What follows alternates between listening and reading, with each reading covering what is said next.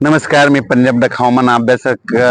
संभाजीनगर, मालेगाव त्याच्यानंतर पुणे भागामध्ये सातारा, सांगली, सोलापूर, कोकणात देखील अतिवृष्टी होणार आहे म्हणून हा अंदाज लक्षात येतात. पण राज्यात सांगायचं झालं तर पूर्व विदर्भ, पश्चिम विदर्भ यामध्ये 26 तारखेपर्यंत भाग बदलत पाऊस पडणार आहे म्हणून हा अंदाज लक्षात येतात. त्याच्यानंतर सरळला एक सांगू इच्छितो, जिल्ह्यावाईज सांगायचं झालं तर म्हणजे आता आपण काय करू, जिल्ह्यावाईज घेऊ.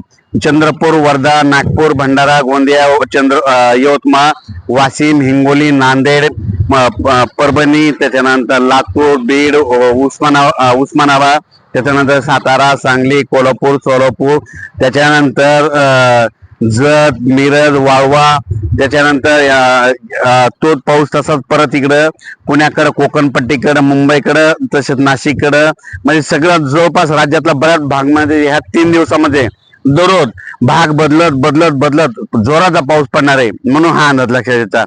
त्याच्यानंतर परभणी जिल्हा, त्याच्यानंतर जालना जिल्हा, बीड जिल्हा ह्या 3 दिवसामध्ये चांगला जोराचा पाऊस पडणार आहे. त्याच्यानंतर संभाजीनगर मध्ये जोराचा पाऊस पडणार आहे, जळगाव जिल्ह्यात जोराचा पाऊस पडणार आहे, बुलढाणा जिल्ह्यात जोराचा पाऊस पडणार आहे, अकोला, वर्धा, नागपूर, भंडारा विखुरलेल्या स्वरूपाचा पाऊस पडणार आहे. पण सगळ्यात जास्त तुम्हाला एक सांगू इच्छितो, उत्तर महाराष्ट्रामध्ये नंदुरबार, धुळे, मालेगाव, नाशिक, सटाणा, मनमाड, त्याच्यानंतर नगर जिल्हा, संगमनेर, त्याच्यानंतर मुंबई, कोकणपट्टी,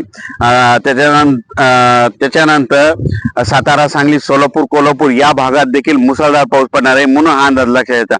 परत सर्वांनी सांगू इच्छितो, या पावसामध्ये काही काही धरणामध्ये म्हणजे धरण क्षेत्राच्या कॅचमेंट एरियामध्ये खूप पाऊस पडणार आहे. म्हणजे नाशिककडे पडणार आहे. नाशिकला पाऊस पडल्यामुळं ते पाणी गोदावरी नदीला येणार आहे आणि गोदावरी नदीचं पाणी जायकवाडीला येणार आहे. जायकवाडी धरणं 100% भरलेलं आहे, त्याच्यामुळे त्या नदी आपलं जायकवाडीचे पाणी देखील सुटणार आहे म्हणून हा अंदाज लक्षात घ्यायचा.